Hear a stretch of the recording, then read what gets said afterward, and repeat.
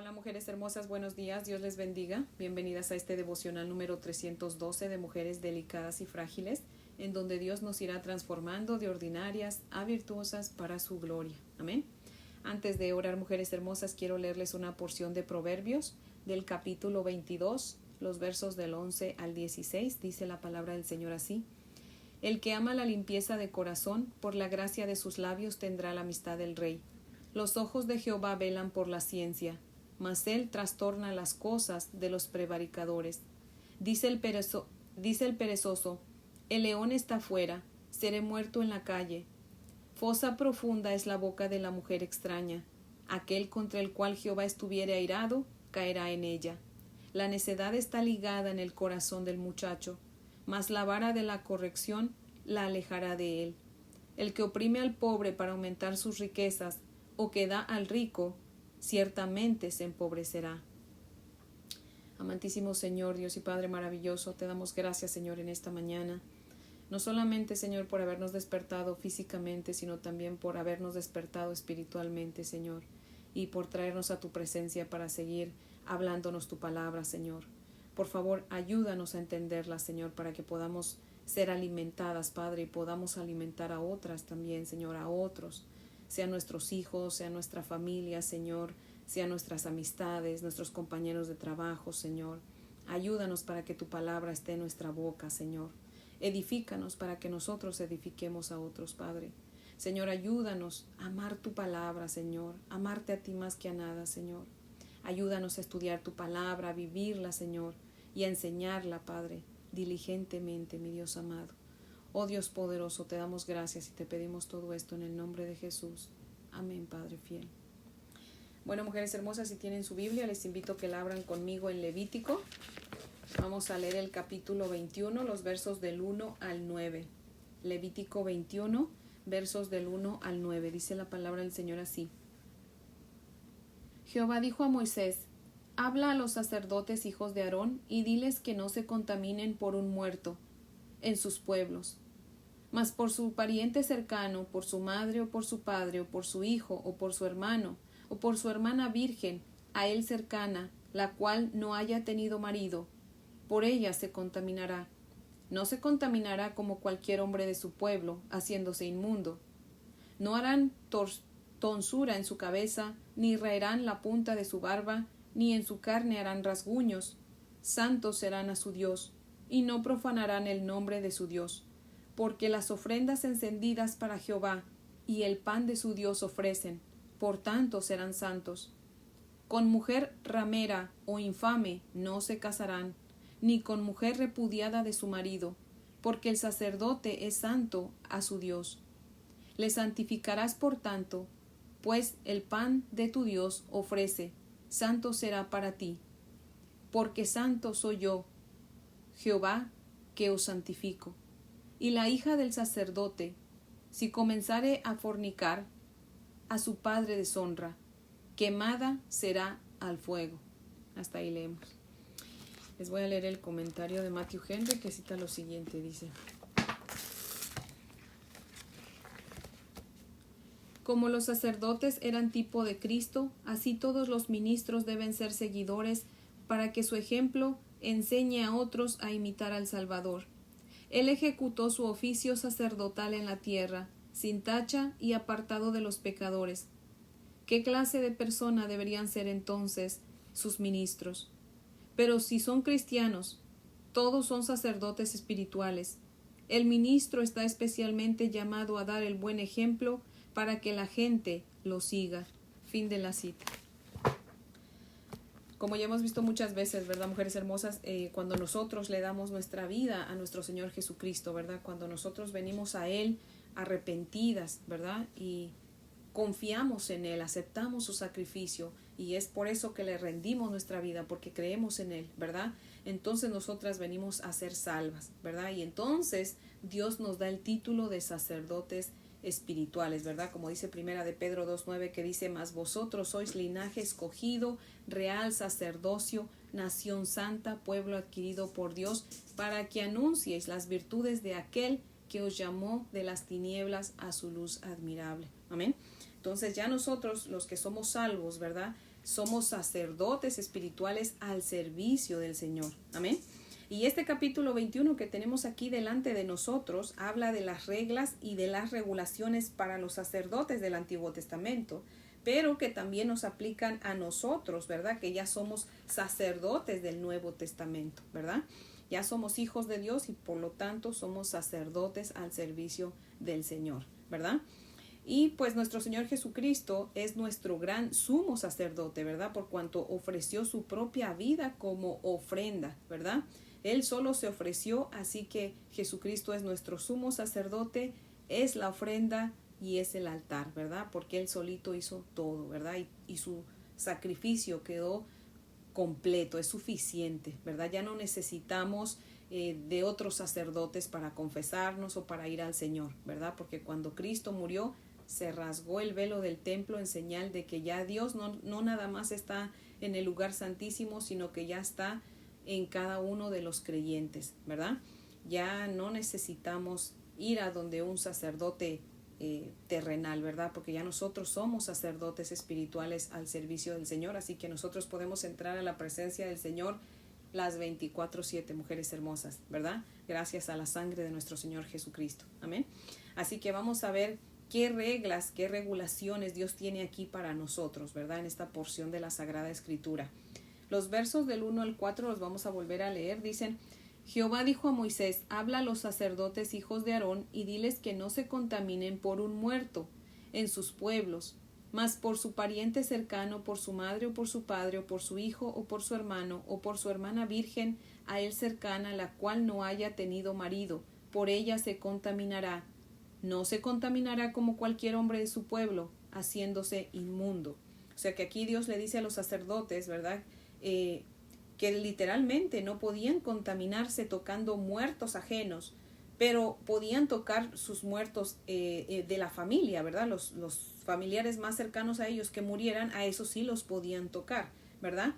Y pues era una contaminación, pero no una contaminación inmunda, ¿verdad? Como lo hacían los demás en el pueblo, que no eran sacerdotes, si tocaban a sus muertos quedaban inmundos, ¿verdad? Impuros, y entonces tenían que lavarse y hacer un rito, ¿verdad? Pero acá no. Dios dice que los sacerdotes podían tocar a sus familiares más cercanos, ¿verdad? Ahora, ¿en qué nos aplica a nosotros esto, verdad?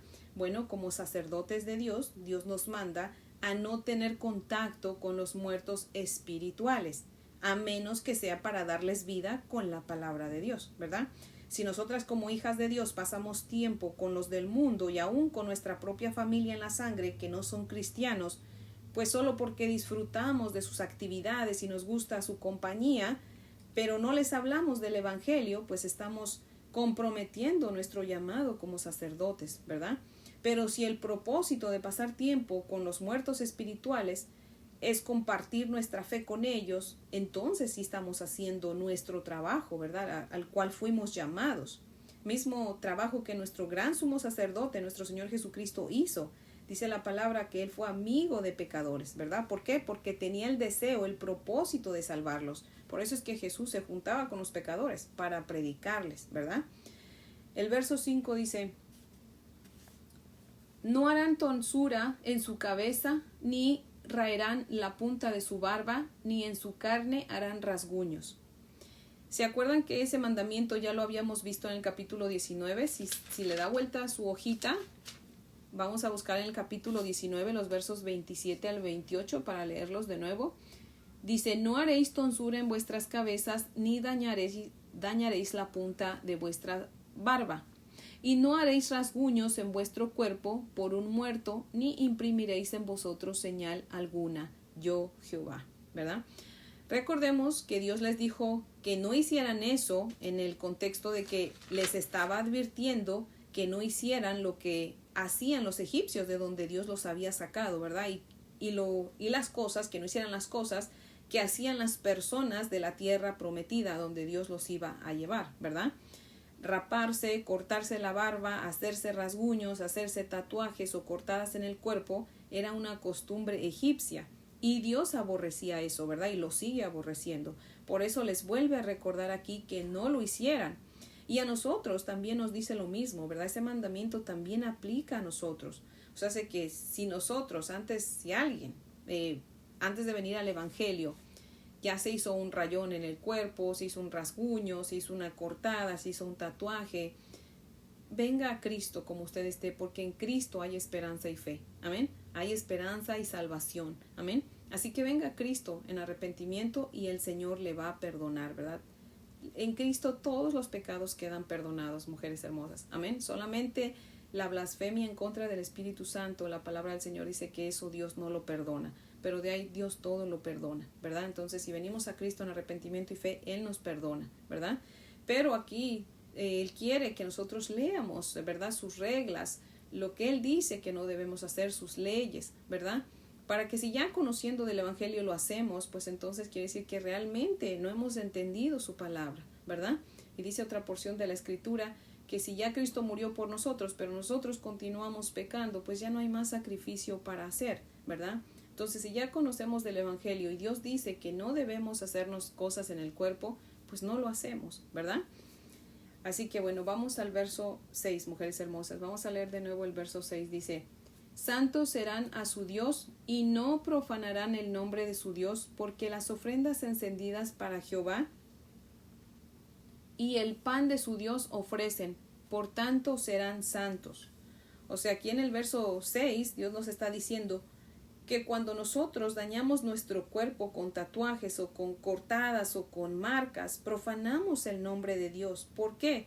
Porque Dios dice que somos templo de su Espíritu Santo y que nuestro cuerpo no es nuestro, es prestado, ¿verdad? Y un día lo vamos a entregar y vamos a entregar cuentas de qué es lo que hicimos con este cuerpo, ¿verdad?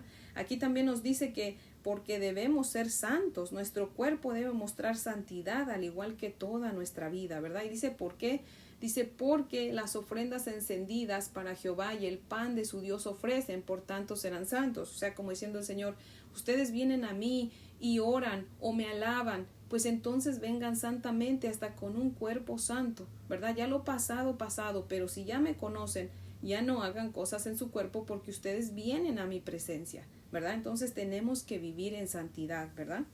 Los versos 7 y 8 pues nos dejan ver que Dios quiere que nuestros hijos se casen con personas santas, temerosas de Dios, ¿verdad? Él dice que no se casen con mujeres rameras, ¿verdad? Con mujeres malas, repudiadas. Entonces lo que Dios nos está diciendo es que un cristiano debe casarse con alguien cristiano, ¿verdad? Con alguien santo, ¿verdad?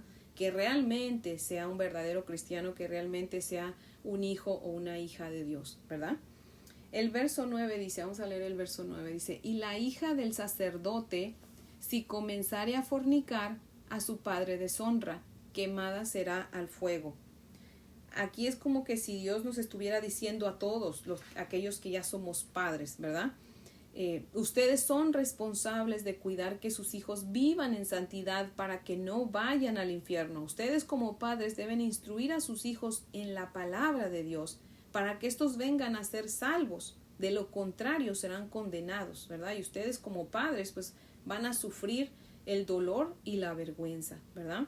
Acompáñenme a leer Primera de Timoteo, mujeres hermosas. Si tienen su Biblia, ábranla en Primera de Timoteo 3, del 1 al 13.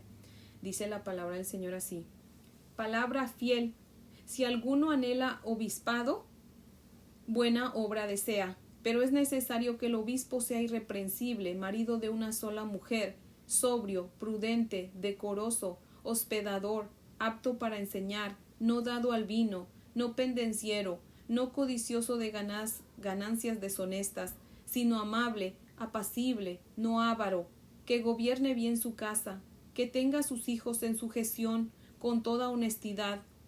Pues el que no sabe gobernar su propia casa, ¿cómo cuidará de la iglesia de Dios? No un neófito, no sea que envaneciéndose caiga en la condenación del diablo. También es necesario que tenga buen testimonio de los de afuera, para que no caiga en descrédito y en lazo del diablo. Los diáconos asimismo deben ser honestos, sin doblez, no dados a mucho vino, no codiciosos de ganancias deshonestas, que guarden el ministerio de la fe con limpia conciencia, y estos también sean sometidos a prueba primero, y entonces ejerzan el diaconado, si son irreprensibles. Las mujeres asimismo sean honestas, no calumniadoras, sino sobrias, fieles en todo. los diáconos sean maridos de una sola mujer y que gobiernen bien sus hijos y sus casas, porque los que ejerzan bien el diaconado ganan para sí un grado honroso y mucha confianza en la fe que es en Cristo Jesús. Amén. O sea que aquí Dios nos dice que si no sabemos gobernar bien nuestra casa, si no sabemos gobernar a nuestros hijos, ¿cómo vamos a gobernar bien la iglesia? ¿Verdad? Hablando a los líderes, ¿verdad? Ahora, cabe mencionar, mujeres hermosas, que como padres, pues debemos gobernar bien a nuestros hijos desde que nacen hasta que se van de la casa, ¿verdad? Porque ya una vez que son adultos y se van de la casa, ahí ya nosotros no podemos gobernarlos, ¿verdad? Lo único que nos queda pues es orar por ellos. Pero obviamente si los instruimos en la palabra del Señor, nuestras preocupaciones pues van a ser muy pocas, ¿verdad? Porque habremos sembrado buena semilla, ¿verdad? Entonces cosecharemos fruto bueno, ¿verdad?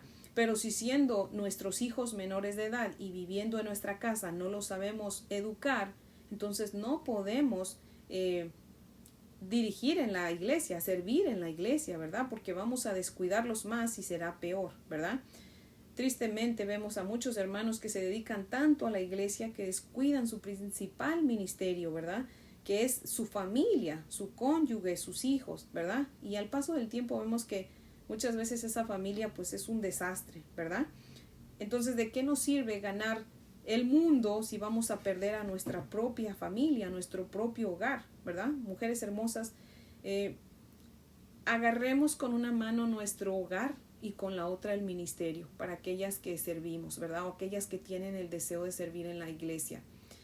Pero si por alguna cosa vemos que no podemos con las dos cosas, suelte el ministerio y agarre su hogar, porque nuestro primer ministerio es nuestro hogar, nuestro esposo, nuestros hijos, ¿ok?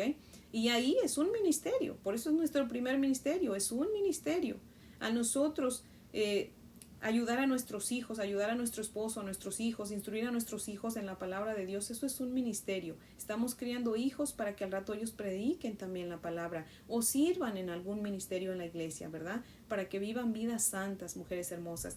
Entonces, no, está bien que sirvamos, pero no por servir en la iglesia descuidemos a nuestros hijos, mujeres hermosas, descuidemos nuestro hogar. Eso no es lo que Dios quiere, ¿verdad? O sea, si podemos, hagamos las dos cosas, pero ahora sí que agarrando una sin soltar la otra. Pero si no podemos, nuestro hogar tiene que tener la prioridad, ¿ok? Así que, mujeres hermosas, pues Dios nos va a pedir cuentas por nuestra familia. Ojalá que todas demos cuentas buenas de nuestra familia, ¿verdad? Así que, bueno, mujeres hermosas, pues ese es el devocional de hoy, que yo espero que sea de bendición, y pues las invito a orar. Oremos. Amantísimo Señor, seguimos aquí delante de ti, Padre Santo. Gracias, Señor, por esta tu palabra, Señor. Oh Dios amado, te damos gracias por hablarnos, Padre mío, porque sí, muchas veces dedicamos mucho tiempo, Señor, al servicio, pero, Señor, ayúdanos también para dedicar tiempo en nuestro hogar principalmente. Ayúdanos a acomodar nuestras prioridades, Señor. Como mujeres, Padre, tú nos has dado, y yo creo que también a los hombres, Señor, pero en este caso, pues, el devocional es de mujeres, Padre, así que tengo que dirigirme a las mujeres, amado Señor. Tú nos has dado el privilegio, Señor, de ser esposas, de ser madres, y el privilegio de tener este ministerio que son nuestro esposo y nuestros hijos, especialmente, Señor, nuestros hijos, para instruirlos en tu palabra, Señor. Líbranos, Padre Santo, de descuidar este ministerio que tú has confiado en nuestras manos, Padre. Si tú nos lo diste es porque tú sabes que podemos, Padre. Entonces, por favor, te pedimos que nos ayudes para que el día que te veamos cara a cara no tengamos de qué avergonzarnos, Señor. Hayamos cumplido, Señor, bien la tarea que tú nos has dado, Señor. Pero ayúdanos, Padre, porque solas no podemos, bendito Señor. Ayúdanos, Padre, te lo pedimos. En el nombre de Jesús. Amén, Padre fiel. Bueno, mujeres hermosas, espero que tengan un día muy bendecido. Les amo en el amor del Señor. Y si Dios nos presta vida, pues aquí las espero mañana para que continuemos con este estudio. Amén.